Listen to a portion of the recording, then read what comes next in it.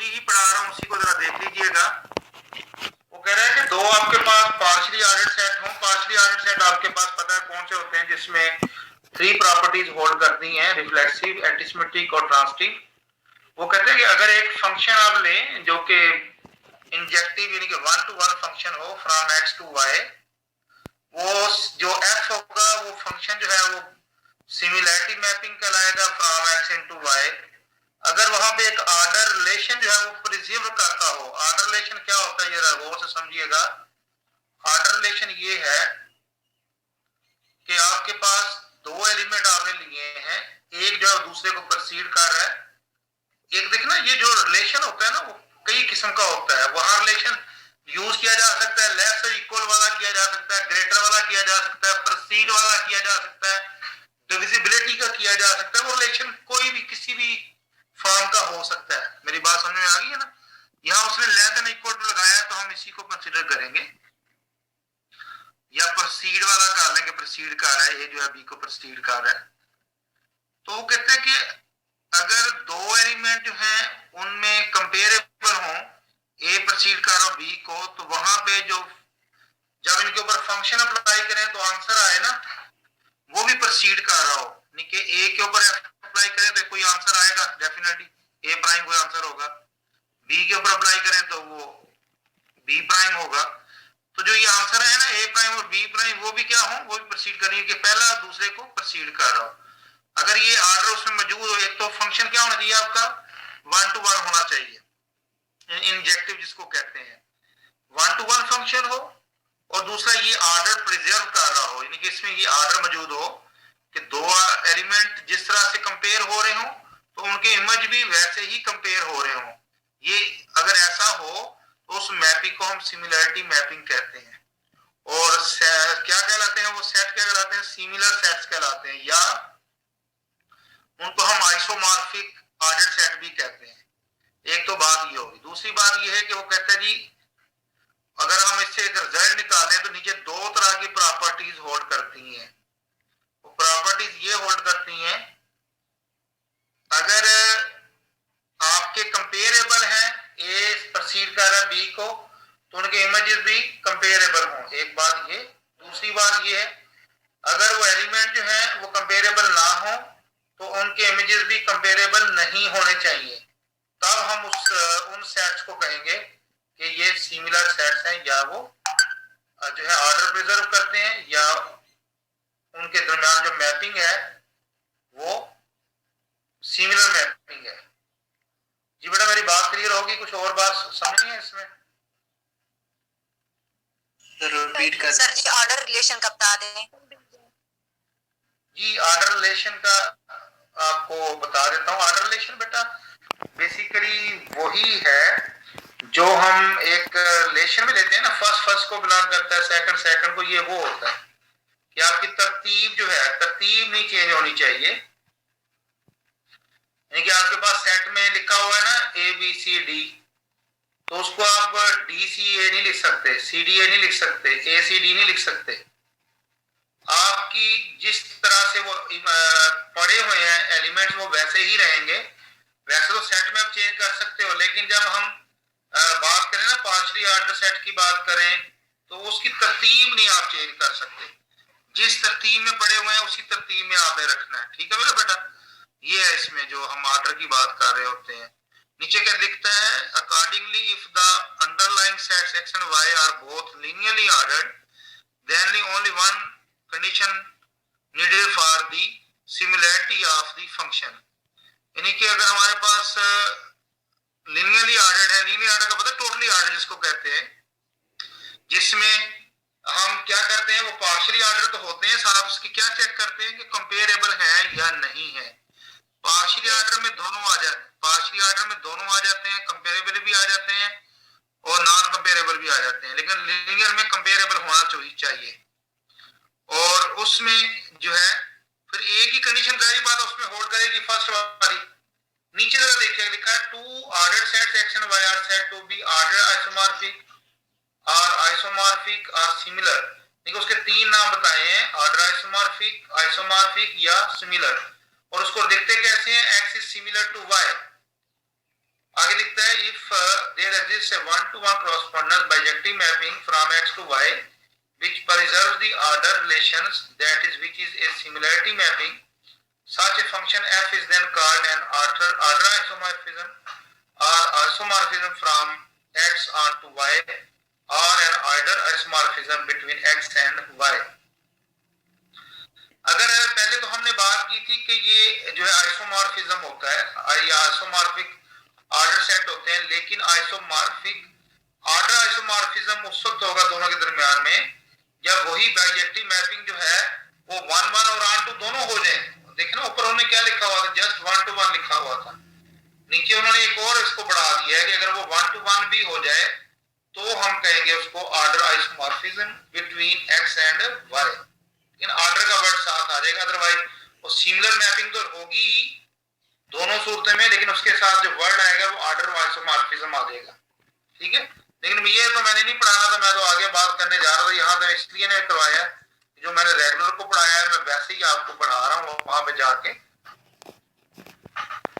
तो थोड़ा सा बेटा, क्योंकि मैं यहाँ पे लंबा चौड़ा काम नहीं कर रहा, थोड़ा थोड़ा बस पढ़ते जाएं जितना हमें जरूरत है, ताकि आप लोगों का नेक्स्ट वीक से वाइवा है और आप इजीली वाइवा दे सकें, ज्यादा काम नहीं करवाना। लेकिन थोड़ा सा हम अगले चैप्टर में जहाँ पढ़ रहे थे वहीं पे वापस चलते हैं, फिर जरूरत पड़ी तो नेक्स्ट वीक थोड़ा सा और पढ़ लेंगे।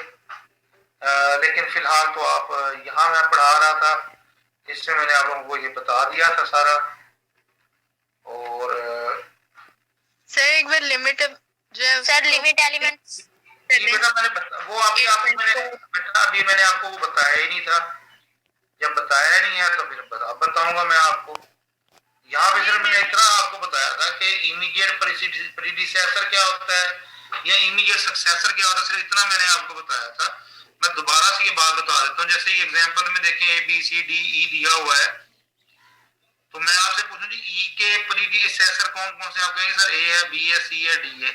इमीडिएट कहूंगा तो क्या बनेगा, इमीडिएट कौन सा इसका, वो है D। ठीक है ना। अगर इसी तरह से मैं कहता हूँ जी A के सक्सेसर बताएं, BCDE, तो मैं कहूँ जी इमीडिएट बताएं, तो आप क्या कहोगे, D। अच्छा ये D का इमीडिएट सक्सेसर क्या होगा, E। बेहतरीन, ये बड़ी सिंपल सी बात है, वो आपको बात समझ में आ गई है। ये थ्योरम की स्टेटमेंट देख लें, आगे जाके हमने वो लिमिट वाला करना है, वो आपको मैं अभी बता देता हूँ बेटा। सिर्फ ये देख लें कि ये हमारा एक थ्योरम है, हम करेंगे तो नहीं उस थ्योरम को, लेकिन उसमें सिर्फ इतना सा देख लें ये थ्योरम की स्टेटमेंट क्या है। वो कहता है जी every element in a well ordered set A has a unique immediate successor except the last element. कहते हैं कि कोई वेल ऑर्डर्ड सेट है ना, वेल ऑर्डर्ड सेट आपको बड़ा क्लियर हो जाना चाहिए कि ऐसा सेट होता है जिसके सब सेट में फर्स्ट एलिमेंट मौजूद होता है। जो फाइनाइट सेट होते हैं वो सारे जारी बात है वेल ऑर्डर होंगे क्योंकि उसमें फर्स्ट एलिमेंट मौजूद होता है।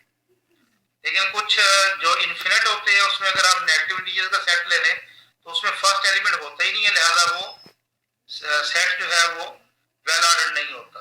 आमतौर पर हम जो पॉजिटिव है सेट ऑफ पॉजिटिव जो वो वेल ऑर्डर होता है, वो ये कहता है कि कोई वेल ऑर्डर सेट में हर एलिमेंट जो है ना उसका यूनिक इमीडिएट सक्सेसर होता है। लेकिन लास्ट वाले को तो होता ही नहीं ना बेटा, लास्ट वाले को तो सक्सेसर ही नहीं होता। तो जैसे ABCDE है, इसमें आप देखें कि A का एक ही यूनिक सक्सेसर तो उसके 4 हैं, लेकिन इमीडिएट सिर्फ एक ही है, वो क्या है, B है। B का सिर्फ एक ही है, वो C है। C का सिर्फ एक ही है, वो D है। D का सिर्फ एक ही है, वो E है। और E का होगा नहीं क्योंकि उसने कहा कि आपने लास्ट वाले को छोड़ दें, क्योंकि लास्ट वाले को तो बेटा होगा नहीं ना। इसका मतलब है कि जो इमीडिएट अगर सक्सेसर होता है तो एक ही होता है। या बेटा बात कर रहे थे लिमिट एलिमेंट की, तो कहते हैं जी एक एलिमेंट लेना आपने A जो कि वेल ऑर्डर्ड सेट A का एलिमेंट है, इसको हम लिमिट एलिमेंट उस वक्त कहेंगे जब इसका कोई भी इमीडिएट प्रीडिसेसर नहीं होगा। लेकिन इसका इमीडिएट प्रीडिसेसर तो बहुत से होंगे, हो सकते हैं, लेकिन इमीडिएट नहीं होगा इसका, और ना ही इसका फर्स्ट एलिमेंट होगा। यानी कि एक ऐसा एलिमेंट किसी सेट का जो सेट वेल ऑर्डर्ड है वो लिमिट एलिमेंट कहलाएगा अगर वो एलिमेंट जो है जिसको स्मॉल a कहा हुआ है उस एलिमेंट का इमीडिएट प्रीडिसेसर नहीं होगा, और दूसरा ये है कि ये खुद एलिमेंट फर्स्ट नहीं होगा, ना ये फर्स्ट एलिमेंट होगा और ना ही ये इसका कोई इमीडिएट प्रीडिसेसर होगा। उसकी एग्जांपल ये दी हुई है, बड़ी अच्छी एग्जांपल दी हुई है। ये आपके सामने दो सेट है A1 और A2। A1 के एलिमेंट है 1 3 5 एंड सो ऑन, और A2 के एलिमेंट है 2 4 6। अरे इसमें आप कहेंगे जी यूनियन लिए है तो इनको मिक्स करके लिख दें 1 2 3, नहीं। अभी पहले मैंने आपको बताया कि अब हम ऑर्डर की बात कर रहे हैं।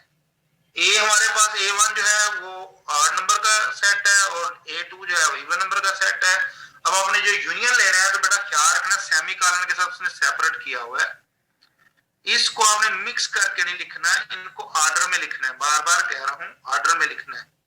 अगर A1 यूनियन A2 है तो A2 के सारे एलिमेंट पहले लिखने हैं, लेकिन अपने ऑर्डर में उसको चेंज नहीं करना आपने।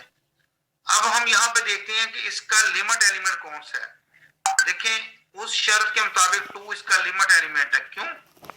क्योंकि इसके बेशुमार प्रीडिसेसर तो मौजूद है, लेकिन इमीडिएट है कोई 2 का कोई इमीडिएट प्रीडिसेसर मौजूद है बेटा? No sir. No sir. ये फर्स्ट एलिमेंट है इस सेट का? No sir. No no sir. यानी कि बेटा दोनों कंडीशन सेटिस्फाई हो गई हैं। ठीक है बेटा, दोनों कंडीशंस क्या हो गई हैं? सेटिस्फाई हो गई हैं कि ना वो फर्स्ट एलिमेंट है और ना ही उसके कोई इमीडिएट प्रीडिसेसर मौजूद है। ठीक है बेटा, तो इसका मतलब क्या हुआ फिर कि ये जो 2 है ये लिमिट एलिमेंट कहलाएगा। बेटा लिमिट एलिमेंट समझ में आ गई कि नहीं? Yes sir. Sir first element वाले समझाएंगे, फर्स्ट एलिमेंट वाले बता दें फर्स्ट एलिमेंट कैसे। इस सेट में 1 है, इस सेट में जो 1 है वो तो एलिमेंट नहीं है ना। देखें उसने कहा था कि लिमिट एलिमेंट के लिए फर्स्ट एलिमेंट नहीं हो सकता। 1 तो फर्स्ट एलिमेंट है तो कंडीशन को सेटिस्फाई नहीं कर रहा, तो लिहाजा और देखें कि 1 के जो है वो प्रीडिसेसर ही कोई नहीं है उसका, तो इसके लिए 1 नहीं हो सकता। भाई 3 हो सकता है सर, चेक कर लेते हैं 3 लिमिट एलिमेंट हो सकता है कि नहीं हो सकता जी, बताइएगा। क्योंकि इसके नहीं 3 नहीं हो सकता क्योंकि इसके इमीडिएट प्रीडिसेसर मौजूद है, वो है 1। तो उसे एक कंडीशन पूरी नहीं करता ना, दोनों कंडीशन पूरी करनी चाहिए। यानी कि एक तो इसको फर्स्ट एलिमेंट नहीं होना चाहिए, चलो ये फर्स्ट एलिमेंट नहीं है 3 जो है, लेकिन दूसरी कंडीशन में क्या होना चाहिए? इसका इमीडिएट प्रीडिसेसर होना चाहिए, वो नहीं है इसका, कि नहीं होना चाहिए। सर फर्स्ट एलिमेंट ये है कि ऐसा एलिमेंट जिसका प्रीडिसेसर ना हो वो फर्स्ट एलिमेंट होता है। ठीक है, जिस एलिमेंट का प्रीडिसेसर होगा वो फर्स्ट एलिमेंट नहीं कहलाएगा।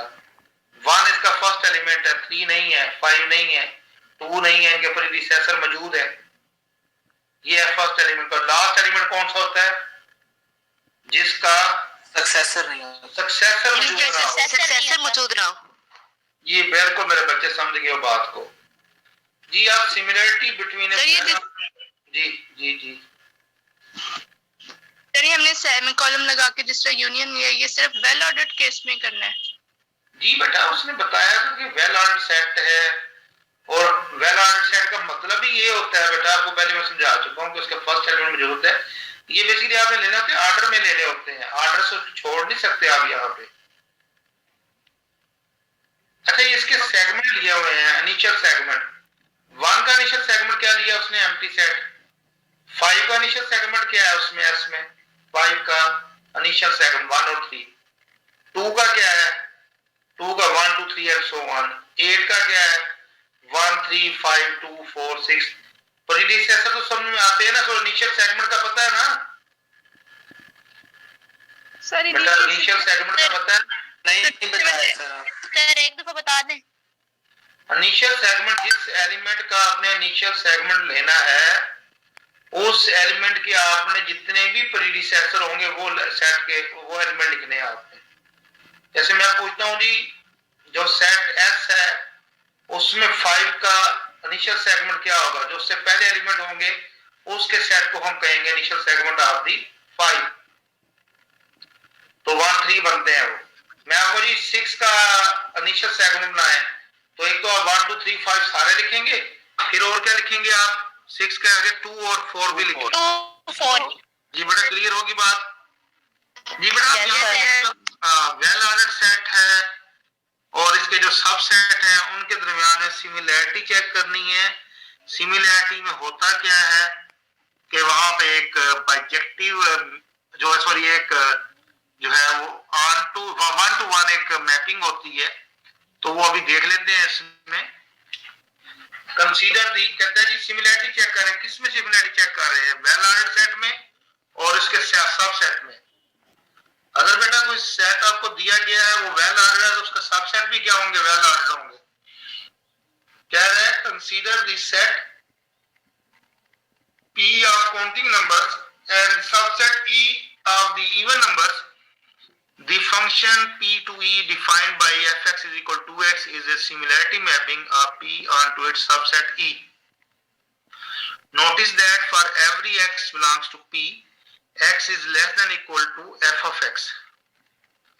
देखिए दोनों वेल ऑर्डर्ड सेट हैं, वहां पे एक मैपिंग आपने लेनी है जो कि सेट P से सेट E में है और वहां पे हर एलिमेंट के लिए जो इमेज आए वो एलिमेंट उस इमेज के इक्वल हो या उससे कम हो। जैसे भी हम बात करते हैं, आपने 1 पुट करें, जरा पहले x की जगह पे 1 पुट करें तो x 1 हो गया, तो fx क्या आएगा? 2 2 सर। तो 1 2 से लेस हो, 1 2 से लेस हो गया ना। 1 फिर आप पुट करें, यहाँ पे 2 पुट करें तो x 2 हो गया, तो fx कितना आ गया? 4। तो 2 जो है वो 4 से लेस हो गया, यानी कि 4 तो बेटा यहाँ पे अगर ये ऑर्डर हो, जैसे यहाँ x less than equal to fx दिया हुआ है, तो लेकिन दोनों जो है यानी कि एक हमारे पास वेल ऑर्डर्ड सेट है और उसका सबसेट वो भी वेल ऑर्डर्ड होना है और एक मैपिंग उसमें डिफाइन करें। वो मैपिंग जो है वो आपके पास सबसेट के साथ जो है ये वाला ऑर्डर प्रिजर्व करे जो दिया हुआ x less than equal to fx। तो दोनों जो है दोनों के दरमियान में सिमिलर मैपिंग बनेगी। ठीक है, आगे 8.7 में कहते हैं late a be a well ordered set, let b a subset of a and let the function from a to b be a similarity mapping of a onto b, then for every a belongs to a is less than equal to f of a। तो वही जो उसने ऊपर definition है उसी को theorem की form में लिख दिया है, तो कोई मसला नहीं है। ऊपर उसने एग्जांपल लेके बेटा दिया है, वो एग्जांपल है जो ऊपर दी थी ना, वो एग्जांपल थी और ये उसका जनरल थ्योरम है, बात वो एक ही है। 8/8 में कह रहा है कि let A be two well-ordered sets, then there exists only one similarity mapping of A onto B। वो कह रहा है कि अगर हमारे पास दो सिमिलर वेल ऑर्डर्ड सेट हैं तो उनके दरमियान में एक ही सिमिलैरिटी मैपिंग होगी, एक से ज्यादा नहीं होगी। मेरी बात समझ में आ गई कि वहां पे एक ही f जो है फंक्शन होगा जो कि 1 to 1 होगा from set A to set B। तो बेटा इसमें जो है वो आप याद रखना आपने कि अगर दो वेल ऑर्डर्ड सेट हैं, दोनों सिमिलर हैं, तो एक ही उसमें जो है वो फंक्शन एग्जिस्ट करेगा जो 1 to 1 होगा। जी मुनीबा क्या कह रही हैं? सर ये थ्योरम 8.7 दोबारा बता दें, इसकी समझ नहीं आई। अच्छा बेटा बता दो। आपको बुक नजर आ रही है? मुझे बुक मेरी अपनी नहीं नजर आ रही, बुक नजर आ रही है आपको? यस सर आ रही है। सर यस सर आ रही है। आ रही है, मेरे अपनी अब नजर आई है, मुझे मेरे वाली गुम हो गई। नेट प्रॉब्लम आ रहा है बेटा। 8.7 कह रहे हैं मेरे बेटे? जी सर। बेटा ये जो ऊपर आपने मैंने एग्जांपल आपको दिए ना वो मैपिंग बना के दी थी, और जो 8.7 है इसमें मैपिंग बनाने की जरूरत ही नहीं है। इसमें तो उसने जनरल बात कही है, उसने कहा कि अगर एक वेल ऑर्डर्ड सेट है और उसका एक सबसेट है और वहां पे एक फंक्शन या मैपिंग, फंक्शन को बेटा मैपिंग कहते हैं, कि सिमिलरिटी मैपिंग हो A onto B, यानी कि वहां पे जो सिमिलरिटी मैपिंग हो फ्रॉम A onto B, तो A के हर एलिमेंट के लिए वहां पे इमेज एग्जिस्ट करता है जो कि B में होगा और वहां पे ये ऑर्डर मिलेगा कि वो एलिमेंट और उसका इमेज जो है वो एलिमेंट जो है उस इमेज को प्रोसीड करेगा। मैं वर्ड प्रोसीड का वर्ड इसलिए यूज कर रहा हूँ कि वहां पे वो लेस के लिए भी यूज कर सकता है वर्ड, वो ग्रेटर के लिए भी, वो वहां पे कोई और भी रिलेशन ले सकता है। तो मैं प्रोसीड का मतलब ही ये होता है अगर ये देखिए ना जैसे लिखा हुआ है ए बी सी डी लिखा हो तो ए प्रोसीड कर रहा बी बी सी को इस तरह से, अगर वहां पे सी डी ई ए इस तरह से लिखा हुआ हो तो तरतीब आपने ये रखनी है सी प्रोसीड ए इस तरह से। तो यहाँ पे ऑर्डर का ख्याल रखना है कि एलिमेंट को उठा के लेफ्ट राइट नहीं करना। बाकी जब आप करोगे तो यहाँ पे अगर हमारे पास कोई वेल ऑर्डर सेट है और उसका कोई सबसेट भी है, उनके दरमियान सिमिलर मैपिंग है, तो वहां पे हर एलिमेंट के लिए ये कंडीशन होल्ड करेगी जो उसने दी हुई है a is less than equal to f of a, और ये मैंने ऊपर एग्जांपल में भी आपको बता दिया वैल्यू पुट करके। फिर 8 बटे आपको बता दिया 8.9 में वो कह रहा है कि अगर कोई वेल ऑर्डर्ड सेट है तो वो अपने इनिशियल सेगमेंट के सिमिलर नहीं हो सकता।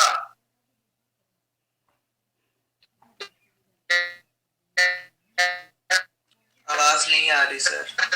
मैं आपको एक वेल ऑर्डर्ड सेट की एलिमेंट जी बेटा आवाज नहीं आ रही सर आपकी। सर ऑन क्लियर है सर। सर अब आ रही है, सर अब आ रही है। मेरी मैं तो बोले नहीं, मेरी आवाज कहाँ से आ रही है? मैं तो अब बोल रहा हूँ जी। अब मेरे बच्चों को आवाज आ रही है? सर अब आ रही है। सर आ रही है, सर आ रही है। वो कभी एक बार जो ही नेट लेफ्ट राइट होता है तो मसला बन जाता है। और बेटा मसला हर जगह ही है नेट का, मैं क्या करूँगी? वो आपका भी मसला है, मेरा भी मसला है। आप तो मोबाइल पे मेरी बात सुन रहे हैं, मैं लैपटॉप उठा के बाहर कहाँ चला जाऊँ? अच्छा नहीं लगेगा।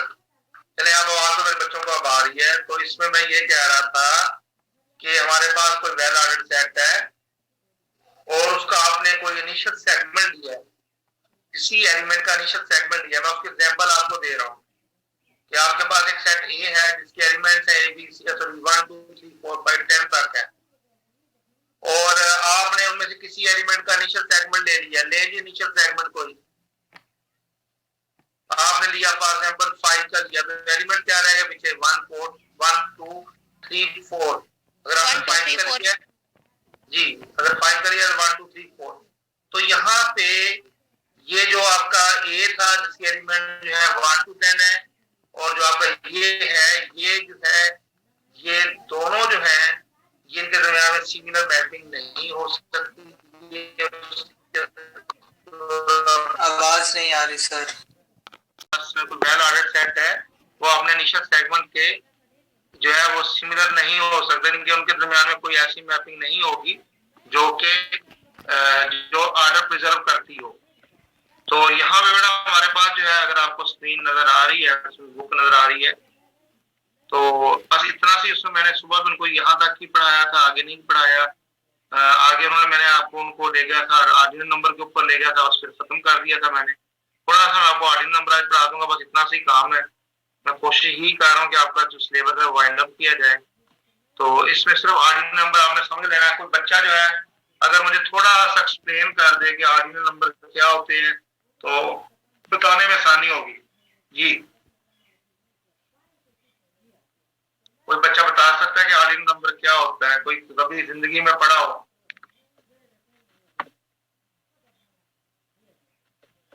कोई नहीं बोल रहा, कभी नहीं पढ़ा मेरे बच्चों ने।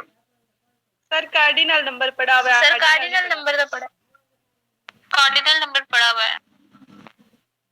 ऑर्डिनल नंबर नहीं कभी पढ़ा जिंदगी में? No sir. ना नो सर। ये तो फिर कोई बात ना हुई। पढ़ना तो चाहिए कि नहीं पढ़ना चाहिए? चले मैं आपसे पूछता हूँ, एक सेट है उसमें 5 स्टूडेंट है, तो आप कहेंगे सर मैं पूछूं कार्डिनल नंबर क्या है? आप कहेंगे 5 सर। अगर मैं ये पूछूं इसमें पोजीशंस कितनी है तो वो कितनी बताओगे आप? 5 देखिए आप दोनों फर्क जरा सुन ले, फर्क सुन ले दोनों। मैंने पूछा इसमें नंबर ऑफ एलिमेंट्स कितने हैं, आपने कहा 5। मैंने कहा इसकी पोजीशन कितनी है, यहाँ पे आपने कहा 5। दोनों में फर्क है। देखिए अगर हम बात करें, आप लोग चेयर के 5 चेयर आके बैठ गए तरतीब में, 5 पर्सन जो है A B C D E, तो मैं पूछूंगा जी ये कितने लोग बैठे हुए हैं, आप कहेंगे जी 5, वो बेशक कोई लेफ्ट पे हो जाए राइट पे हो जाए, जिधर मर्जी जाके बैठ जाए, तो वो तो हम कहेंगे कि भाई ये 5% है इसमें, ये कार्डिनल नंबर इजी है। मैं कहूंगा जी किस पोजीशन पे बैठे हुए हैं, कितनी पोजीशन लेके बैठे हुए हैं जी, 5 पोजीशन। 5 पोजीशन जो है, अगर फॉर आपने 5 बंदे आपने सामने चेयर के ऊपर बैठा दिए हैं, जैसे ये मैं अभी आपको ये बताता हूँ इस पे कि अगर आपने 5 बंदे जो है वो आपने बिठाए हैं, तो उसमें पोजीशन है 5 पोजीशन उसकी बनती है बेटा। किस तरह से बनती है जरा देखिएगा। इसमें जनाब 5 बंदे बैठे हुए हैं, ए बी सी डी कहीं ई, तो रैंडमली हमें यहाँ बैठा दिए हैं। तो मैं कहते जी इसमें नंबर ऑफ पर्सन कितने हो गए जी, 5 है, बड़ा सिंपल है, कार्डिनल नंबर हो गया। लेकिन अगर मैं ये पूछूं कि भाई ये बंदे बैठे किस पोजीशन पे हैं, तो आप क्या कहेंगे कि एक बीच में बैठा हुआ है, एक ये एक साइड पे बैठा हुआ है, दूसरा एक साइड पे बैठा हुआ है, तीसरा वहां बैठा हुआ नुक्कर के ऊपर। ये तो कोई बात ना हुई। हमें यहाँ पे इनको किसी तरतीब में बैठाना है। देखिए अब यहाँ पे इसी रूम में देखिएगा, अगर आप मुझे सुन रहे हैं, ये फादर रूम है, तो यहाँ पे हमने कहा कि ये ए है, ये बी है, ये सी है, ये डी है, ये ई है। ये हमने इनको चेयर पे बिठा दिया है। अब देखें कि जो मैंने यहाँ पे ए लिया सेट और ये लिया बी सेट, दोनों में जमीन आसमान का फर्क है। मेरी बात समझ में आ गई है? अगर बच्चों ने मेरे ने ज्वाइन कर लिया है, सब ने, कोई रह गया तो अभी कर रहे हैं, 45 हो गए हैं, ज्वाइन तो फौरन करना चाहिए, लेकिन चले सिग्नल प्रॉब्लम आ जाता है। मैं कहता हूँ जी आपने बताना है जी ये बच्चे कितने हैं। ए में आपने कहा जी 5 है, बी में भी 5 है, कोई मसला नहीं है। मैं पूछता हूँ ये किस पोजीशन पे है, तो आप कहेंगे जी इसकी जो पोजीशन है 5 पोजीशन है इसकी। तो 5 पोजीशन आपकी क्या है, ये जो बी है यहाँ पे 5 पोजीशन है, ए में तो पोजीशन ही कोई नहीं है। यहाँ पे यहाँ कौन सी पोजीशन है, यहाँ कोई पोजीशन नहीं, यहाँ नंबर है पड़े हुए 5 रैंडमली, लेकिन पोजीशन कहाँ मौजूद है, बी में पोजीशन मौजूद है। ये देखिएगा ए फर्स्ट पोजीशन पे है, बी सेकंड पे है, सी थर्ड पे है, डी 4 पे है और ई 5 पे है। तो इस सेट का ऑर्डिनल नंबर क्या है, वो है 5। इसको जो सिंबल आप दे रहे हैं वो 5 दे रहे हैं, क्योंकि तो इसमें 5 पोजीशन है, एलिमेंट भी 5 है, इसका ऑर्डिनल नंबर भी 5 है, इसकी पोजीशन भी 5 है। लेकिन बेटा ये भी तो हो सकता है ना, आप पोजीशन भी तो इंटरचेंज कर सकते। अगर मैं इधर से काउंट करना शुरू करूंगा तो हमारे पास जो 5 वाला फर्स्ट पोजीशन पे आ जाएगा, इसी तरह से फर्स्ट वाला लास्ट पोजीशन पे चला जाएगा। ये भी हो सकता है आप अपनी पोजीशन जो है चेंज कर दें, आप यहाँ पे बी, यहाँ पे सी लिख दें, या डी लिख दें, या ई लिख दें, या ए हो, और यहाँ आपके पास जो है वो बी हो। अब आपकी सी जो है 5th पोजीशन पे है, डी 4th पोजीशन पे है, ई 3 पे है, ए 2 पे है, बी 1 पे है, लेकिन अगर ऊपर से देखेंगे तो बी 5 पे भी है, ए 4 पे है, ई 3 पे है, डी 2 पे है, ये इस तरह से। अब बेटा बात ये है कि आपको थोड़ी सी बात क्लियर होगी कि कार्डिनल नंबर में आपने स्ट्रेंथ देखनी है, और ऑर्डिनल नंबर में आपने बेटा क्या चेक करना है, उसकी पोजीशन चेक करनी है, उस सेट के एलिमेंट्स की पोजीशन चेक करनी है कि एलिमेंट्स किस पोजीशन में पड़े। सिंपल सी बात है, जहां हम पोजीशंस की बात कर रहे हैं वहां ऑर्डिनल नंबर होगा, जहां हम एलिमेंट्स की बात कर रहे हैं वहां कार्डिनल नंबर होगा। दोनों में बड़ा फर्क है। तो इसमें पोजीशन में क्या लिखते हो, हमेशा लिखते हो फर्स्ट सेकंड थर्ड, 1 2 3 तो नहीं ना लिखते उसमें हम क्या कहते हैं जी, आप जी किस पोजीशन में, 6th पोजीशन है जी, 5th पोजीशन है, ये हमारे पास पोजीशन है। अब यहाँ पे उसकी जरा थोड़ी सी जो डेफिनेशन है उसको देखना है, मैंने आपको बता भी दिया, लेकिन हम इसको इस तरह से भी देख लेते हैं जैसे उसने दी हुई है। फिर मेरे बच्चे, मैं अभी हॉटस्पॉट को खत्म करना,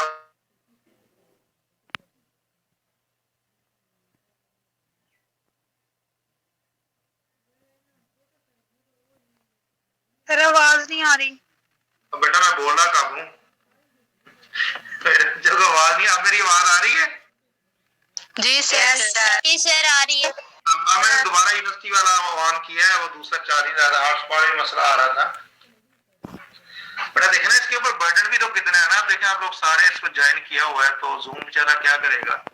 अच्छा ये ऑर्डिनल नंबर के हवाले से मैं यहाँ से डेफिनेशन आपको बता रहा हूँ। वो कह रहा है कि आपने ना जो वेल ऑर्डर्ड सेट्स होते हैं उसकी डेफिनेशन आपको बड़े अच्छे तरीके से पता है कि ऐसे सेट्स जिसके सब सेट के फर्स्ट एलिमेंट मौजूद हों, उसकी कलेक्शन ले लें बेटा। जितने भी सेट होंगे A B C D जितने भी सेट हैं उनकी आपने कलेक्शन ले लेनी है। और कलेक्शन को उसने एक स्टाइलिश उसमें लिखा हुआ है, जो भी है उसको सिंबल का कोई नाम नहीं होता लेकिन स्टाइलिश है वो आप कोई भी लिख सकते हो, साथ बता देना कि ये जी कलेक्शन है वेल ऑर्डर्ड सेट की, ठीक है। वो कह रहा है जी उसमें से आपने ना एक सेट लिया A, कोई जनरल सेट ले लिया A, उसको आपने एक सिंबल असाइन करनी है, ठीक है जी। हमने एक सिंबल असाइन कर दी। किस तरह से कि दो सेट वहां पे है A और B, उनको आपने एक ही सिंबल असाइन की है। और अगर वो दोनों सिमिलर हैं, यानी कि उनके दरमियान में अगर ऑर्डर आइसोमॉर्फिक का पता है ना कौन सा है, जिसमें बजेटिव मैपिंग होती है वो ऑर्डर आइसोमॉर्फिक होता है। जिसमें सिर्फ 1-to-1 मैपिंग होती है वो सिर्फ आइसोमॉर्फिक होता है। और जिसमें ऑर्डर आइसोमॉर्फिक वो होता है जिसमें बजेटिव मैपिंग होती है। सिमिलर दोनों ही होते हैं, दोनों ही सिमिलर होते हैं, लेकिन दोनों में फर्क है। वो कह रहे हैं कि अगर दो आपके वेल ऑर्डर्ड सेट जो हैं वो सिमिलर हैं तो उनको आप एक सिंबल असाइन करते हो। अगर किसी दो सेट्स को वेल ऑर्डर्ड सेट्स को आप सिंबल असाइन करते हो तो वो दोनों जो है वो सिमिलर होंगे, क्योंकि यहाँ लिखा हुआ है इफ एंड ओनली इफ लिखा हुआ है बेटा। अब वो सिंबल क्या है? This symbol is called the ordinal number. अच्छा बेटा ये ध्यान में रखिएगा, जो कार्डिनल नंबर थे ना बेटा, कार्डिनल नंबर, ठीक है, जो कार्डिनल नंबर थे उसमें आपको पता है वेल ऑर्डर होना जरूरी नहीं था। वहां हमने पढ़ा ही नहीं था कि वेल ऑर्डर हो सेट। जब कार्डिनल नंबर पढ़ा था आपने को वेल ऑर्डर हो नहीं पढ़ा था हमने। लेकिन जब हमने ऑर्डिनल नंबर पढ़ा तो उसमें शर्त उसने लगा दी है कि वो वेल ऑर्डर हो। तो कहता है कि दो अगर आप वेल ऑर्डर सेट हैं तो वो सिमिलर हैं, तो उसको हम एक सिंबल असाइन करते हैं जो कि उस सेट A की का ऑर्डिनल नंबर कहलाएगा। ORD of A is equal lambda. उसको क्या लिखेंगे आप? लैम्डा। वहां हमने उसको क्या लिखा था? वहां हमने उसको जो लिखा था बेटा, वहां पे हमने अलिफा नॉट कहा था। अगर कोई फाइनाइट था तो नंबर था उसका कोई आता n, अगर इन्फिनिट था तो अलिफा नॉट, और अगर कोई इंटरवल था तो उसको हमने कहा था पावर ऑफ कंटिन्यूम। कि तो ये लैम्डा है वो उस सेट के ऑर्डिनल नंबर को शो करता है। जैसे मैंने A B C D E 5 position ली थी तो उसको असाइन किया था आपने 5 इज द ऑर्डिनल नंबर, वो सिंबल है 5। वहां कार्डिनल नंबर में वो सिंबल थी, यहाँ ऑर्डिनल नंबर में वो सिंबल है। तो बेटा यहाँ पे 8.3 के ऊपर उसने जो फाइनाइट है उसके बारे में बताया है कि the ordinal number of each of the well ordered sets is denoted by 0, यानी कि जो एम्प्टी सेट है उसमें कोई पोजीशन नहीं है, उसकी 0 पोजीशन है। और जो सेट है जिसमें 1 एक एलिमेंट है उसमें एक पोजीशन है, जो 1 2 जिसमें 2 एलिमेंट है उसकी 2 पोजीशन है, और 3 वाले एलिमेंट की 3 पोजीशन है। अगर वहां पे m एलिमेंट्स वाला होगा सेट तो उसकी m पोजीशन होंगी। ये हमारे पास क्या है, ये फाइनाइट की बात कर रहे हैं। लेकिन अगर हम इनफाइनाइट की बात करें जिसको ट्रांसफाइनाइट कहते हैं, तो वहां पे जैसे सेट ऑफ पॉजिटिव इंटीजर जो है होते हैं 1 2 3, तो उसमें नंबर ऑफ पोजीशंस कितनी होती हैं? इनफिनिट नंबर ऑफ पोजीशंस होती हैं। तो उसको जो सिंबल दे रहा है वो दे रहा है ओमेगा। उसका नाम क्या रखा उसने? ओमेगा।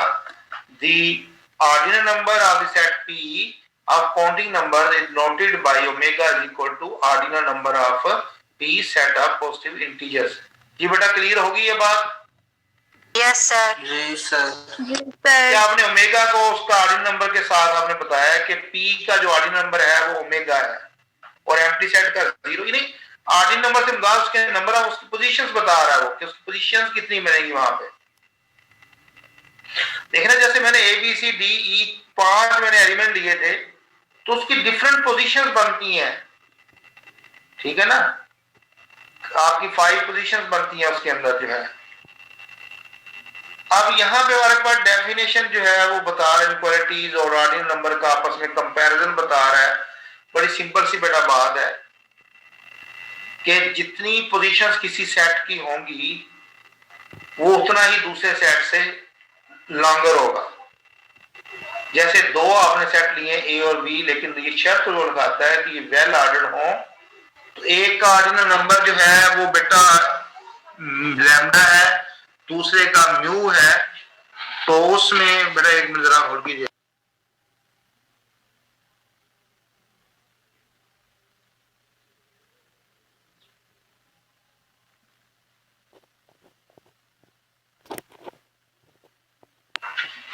जी बेटा आवाज आ रही है मेरे बच्चों? जी सर। Yes sir. अब यहाँ पे देखिए जो सेट ए है उसको उसने लैम्डा कहा, उसका ऑर्डिनल नंबर से शो किया, बी को म्यू कहा कि यानी कि उसमें जो पोजीशन है वो लैम्डा है, ए बी में म्यू है। तो कहते हैं कि अगर लैम्डा लेस हो म्यू से तो उसका क्या मतलब है, वो क्या होगा उसमें, कहते हैं then lambda is less than mu if A similar to an initial segment of B. कहते हैं कि ये उस सूरत में मुमकिन है जब ए सेट जो है वो अपने इनिशियल सेगमेंट के सिमिलर हो जाए, तो ये कंडीशन होल्ड करती है कि लैम्डा जो है वो लेस देन क्या होगा, म्यू होगा। अच्छा ये जो हमारे पास सिमिलर होना है ना, ये ऑर्डर आइसोमॉर्फिक नहीं है, ये आइसोमॉर्फिक है सिर्फ। तो यहाँ पे जो है हमारे पास जो ए है वो सिमिलर होगा किसके, जो बी का इनिशियल सेगमेंट होगा। क्या होगा इसमें मैं आपको समझा देता हूं कि हमारे पास जो ए है, ए का ऑर्डिनल नंबर है हमारे पास लैम्डा, बी का है म्यू, ए के एलिमेंट है for example 5 A B C D E. तो बी के अगर 6 होंगे, अगर बी के 6 होंगे 1 2 3 4 5 6, तो मैं कहूँ जी उसका 6 का इनिशियल सेगमेंट ले लो तो क्या आएगा, 1 2 3 4 5 आएगा। तो देखिए उसके element A B C D E है और जो इनिशियल सेगमेंट आया 6 का वो क्या है, उसके एलिमेंट है ए 1 2 3 4 5। तो दोनों सिमिलर हो गए कि नहीं? हो गए। यस सर हो गए। सिमिलर हो गए हैं। तो इससे साबित ये हुआ कि जो ए का जो ऑर्डिनल नंबर है वो क्या होगा, 5 होगा, और बी का ऑर्डिनल नंबर क्या होगा, 6 होगा। तो यही जो उसने बताया कि इनक्वालिटी होल्ड करेगी कि जो लैम्डा है वो लेस होगा किससे, म्यू से। म्यू से। यहाँ पर ठीक है बेटा, क्लियर होगी बात? जी सर। Yes sir. काफी है। सर जी काफी है। काफी है काफी तो काफी होती है, काफी तो काफी होती है। सर जी, बहुत है आज के लिए।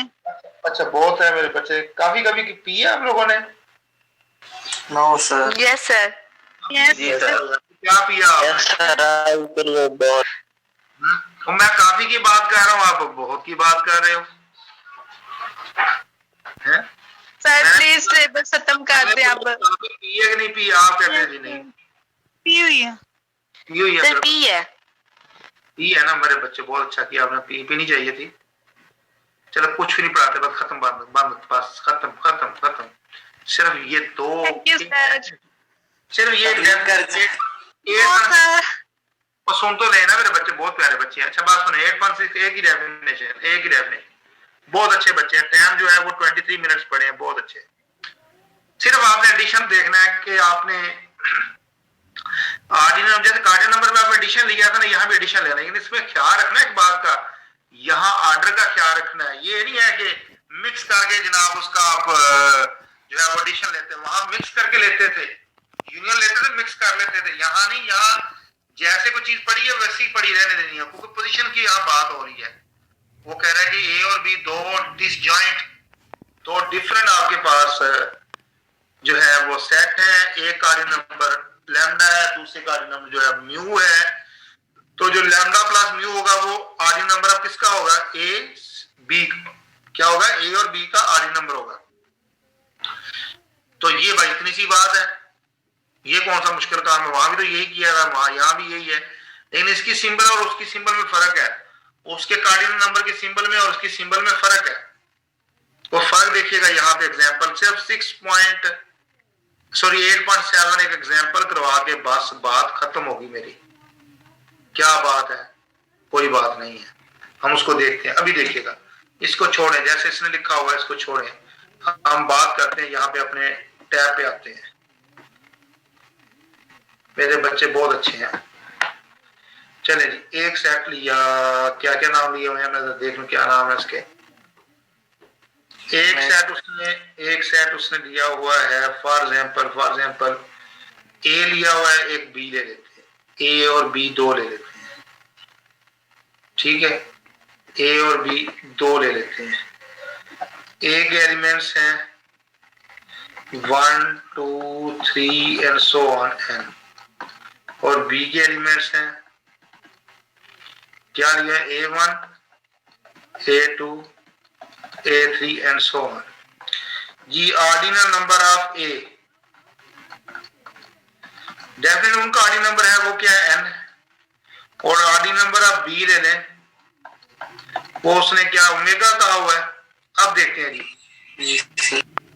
देखिए यहाँ पे मुझे चाहिए ऑर्डिनल नंबर ऑफ ए और बी का चाहिए, यानी कि ordinal number of A comma B, इसका चाहिए ऑर्डिनल नंबर। ये जो ब्रैकेट लगा रहा हूँ, ये ब्रैकेट सेट की वजह से लगा रहा हूँ, दो सेट है ना, उनका ऑर्डिनल नंबर लेना है। देखें इनका ऑर्डिनल नंबर क्या आएगा, यहां से अगर हम देंगे तो ऑर्डिनल नंबर ऑफ दिस, ये सेट, पहले कौन सा सेट है, ए सेट है ना, ए सेट के एलिमेंट्स क्या है 1 2 3 अप टू 10, और फिर सेमीकोलन, फिर बी के एलिमेंट्स हैं A1 A2 A3 and so on. ठीक है बेटा, इसका ऑर्डिनल नंबर क्या होगा, देखें पहले हमारे पास n एलिमेंट्स हैं, फिर हमारे पास जो है यहाँ पे ये इसका जो है हमारे पास मेगा है, तो अब हमने देखना है इसका टोटल का हमारे पास जो है वो क्या आता है।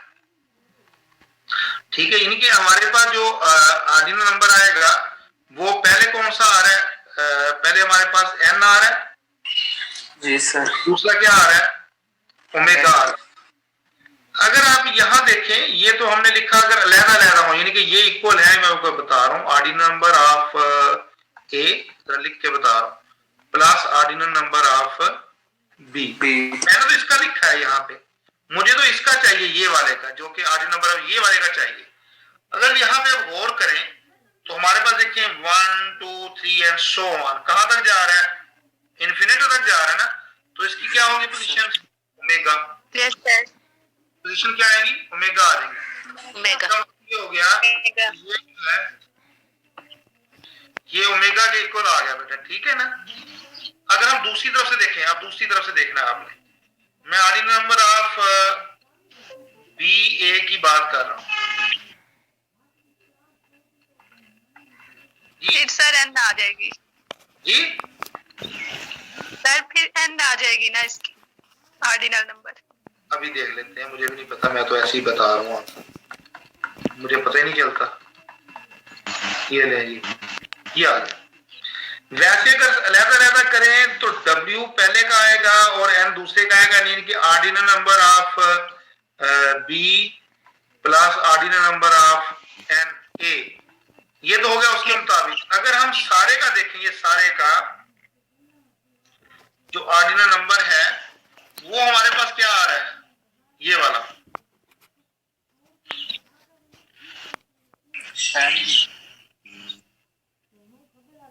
जी, सर एन आ रहा है, इसके n आएगा, ओमेगा ओमेगा सर एन आएगा। सोच लें, अभी सोच लें।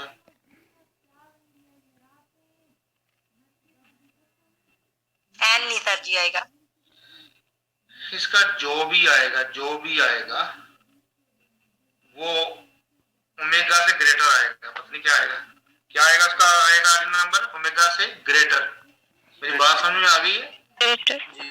इसका जो है देखिए ना, ओमेगा तो आना ही आना है, इसकी वजह से ओमेगा तो आना ही आना ये, लेकिन ये ओमेगा से ज्यादा आएगा। ठीक है, तो पहले वाले में जो हमने निकाला था वो ओमेगा इक्वल आ गया था n प्लस ओमेगा के, लेकिन यहाँ पे जो इसका आएगा आंसर वो क्या आएगा, वो ओमेगा से ज्यादा आएगा। तो so this implies that omega is less than omega plus n हो गया। तो ये जो है इसका जो आंसर आएगा वो ग्रेटर वाला आएगा। अगर हम बुक से थोड़ा सा देखते हैं जाके दोबारा से, तो आपको ये बात वहां क्लियर हो जाएगी, उम्मीद तो है।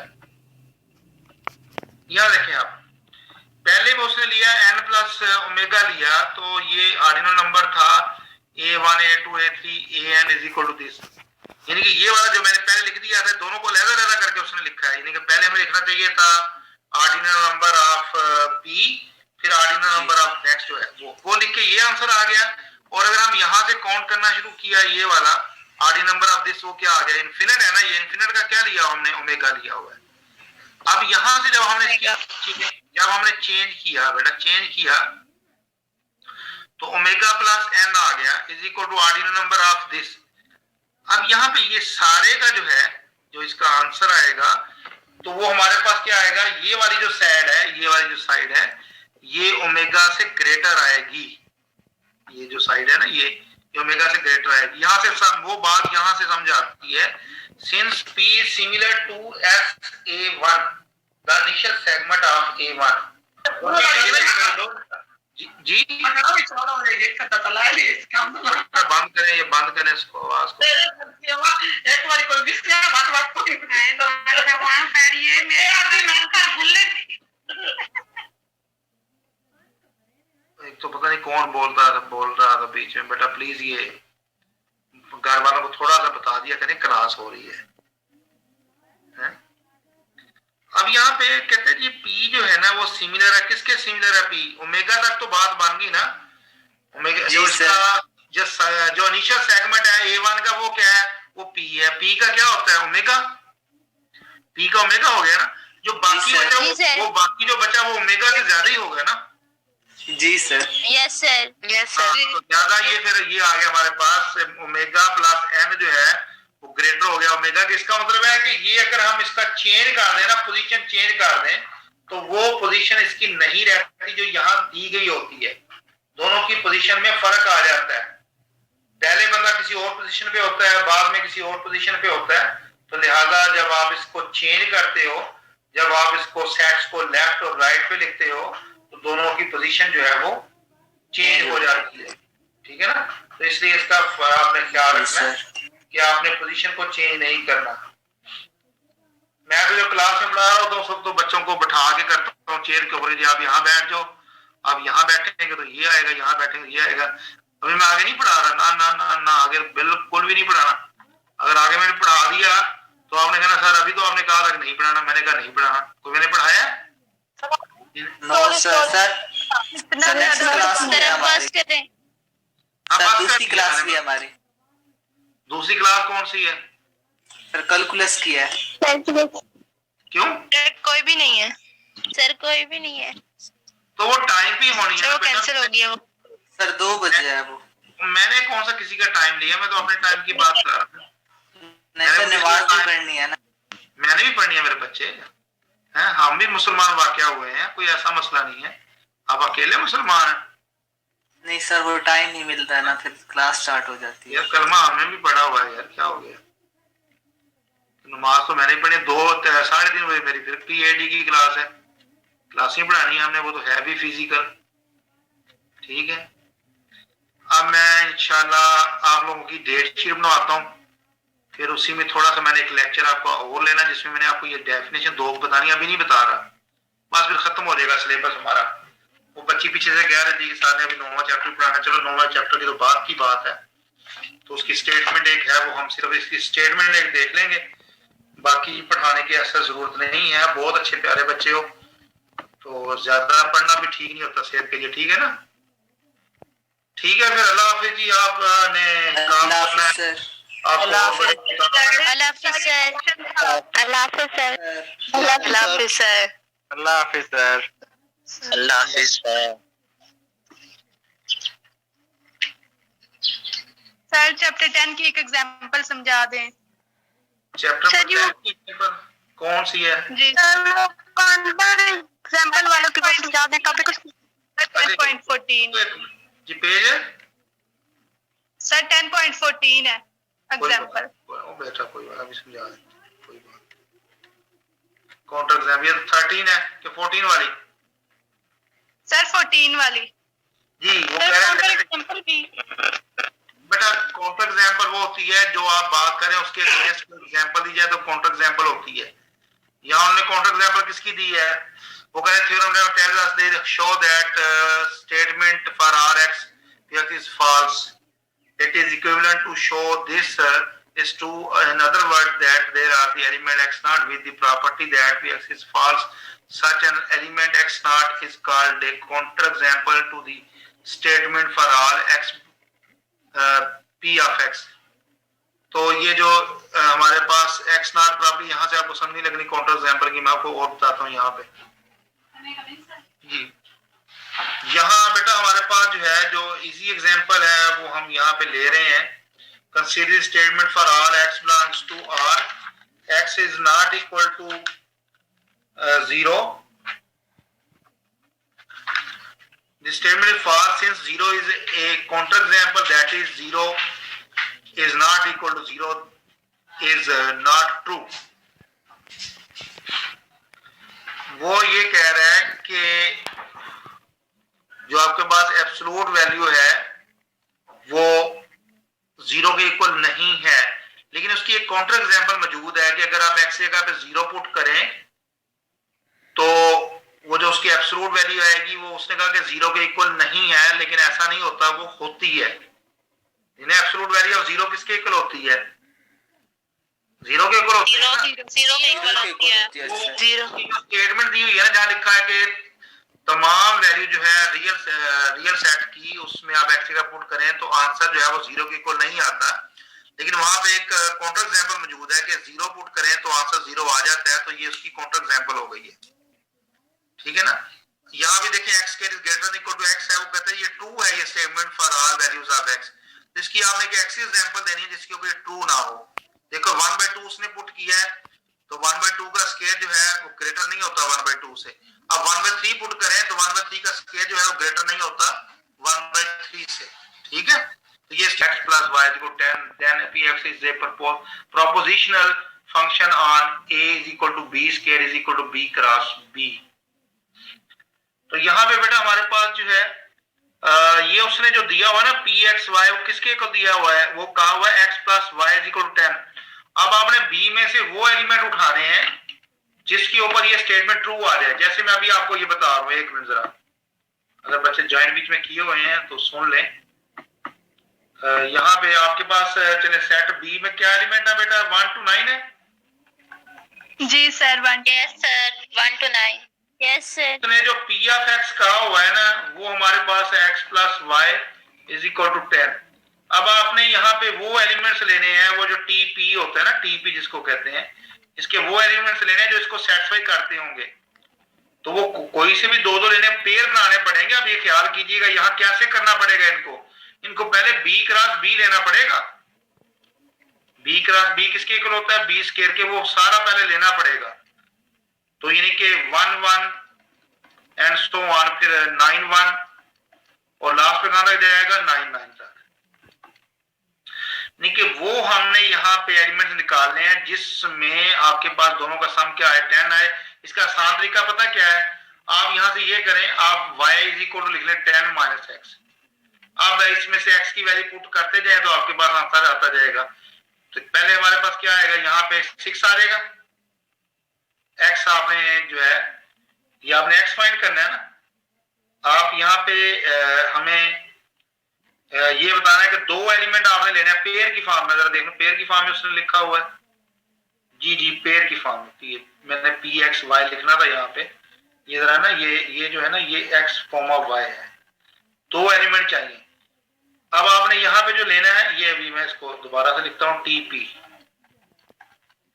पेयर की फॉर्म में लिखने हैं x और y की वो लिखने हैं एलिमेंट जहां पे आपके पास x और y का सम जो है वो 10 के इक्वल है। मैं वैसे एग्जांपल ले लेता हूं जहां पे जैसे मैं लेता हूं x को 1 ले लें, y 9 हो जाएगा। ठीक है? x को 2 ले लें, y जो है 8 आ जाएगा।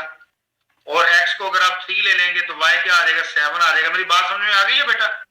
वो एलिमेंट sir. लिखते हैं कि यहाँ पे जिनका सम किसके इक्वल आ जाएगा, 10 के इक्वल आ जाएगा। तो ये बेटा एग्जांपल है जो आपने मुझसे पूछी है। ठीक है सर बेटा? ये आगे आप सर बी पार्ट में देखे ना, वहां पे कह रहे हैं कि कोई वाई एग्जिस्ट ही नहीं करता, तो इस तरह इनके आर्डर की बात की हुई है, ये समझ ही नहीं आ रही थी। अरे अभी देख, there exists a y such that for every x we have x plus y is equal to 10, no such exist, hence this statement false। अच्छा चलिए देख लेते हैं क्यों false है। मैंने स्टेटमेंट तो कोई ऐसी इसमें नहीं है। उसने कहा जी late b is equal to 1 to 9 है और let p is denoted by x plus y is equal to 10 आ गया। p x y is a propositional function। ठीक हो गया। सर जी जी जी सर ये पहले ऊपर इनने यूनिवर्सल क्वांटिफायर लिखा हुआ है ना, और साथ दूसरा एग्जिस्टेंस लिखा हुआ है, लेकिन नीचे ने पहले एग्जिस्टेंट क्वांटिफायर लिखा हुआ है, फिर दूसरा लिखा हुआ है यूनिवर्सल। तो इस आर्डर की कोई बात पता नहीं समझ नहीं थी यार। नहीं मैं आपको बेटा बताता हूँ। ये जो ऊपर है ना, ये एग्जिस्टेंस के लिए है। ये देयर एग्जिस्ट लिखा हुआ है, यानी कि x की तमाम वैल्यूज ली हैं और y की चंद वैल्यूज ली हैं। और यहाँ नीचे उसने क्या किया है, x की तमाम वैल्यूज ली हैं और यहाँ भी, यहाँ को थोड़ी सी मिस्टेक है बेटा। मैं आपको बता देता हूँ। The following statement since there is a quantifier for each variable। अब यहाँ 4 क्वांटिफायर बनते हैं बेटा। x की सारी वैल्यूज ले रहे हैं और y की चंद वैल्यूज ले रहे हैं, या y की चंद वैल्यूज ले रहे हैं, x की सारी वैल्यूज ले रहे हैं। ठीक है, इसके लिए तो ठीक है। अगर आप x और y की तमाम वैल्यूज लेंगे फिर वहां कोई एग्जिस्ट नहीं करता। यहाँ जो नीचे दिया है ना b में आना था फॉर ऑल y आना था। ठीक है ना, for all x for all y, ये आना दोनों के साथ फॉर ऑल आना था। तो वहां हमारे पास ऐसा एग्जिस्ट नहीं करता, हर एक के लिए एग्जिस्ट नहीं करता। ठीक है बेटा? Okay sir. सर ये ई की जगह फॉर ऑल आएगा? जी हाँ, ये ई की जगह पे जो है ना ये फॉर आएगा जो y के साथ। यानी कि दोनों को अगर फॉर ऑल करेंगे तो फिर हमारे पास सारे एग्जिस्ट नहीं करते। ठीक है ना, फिर स्टेटमेंट फॉल्स हो जाएगी। सिर्फ देयर एग्जिस्ट के लिए कर रहे हैं ये।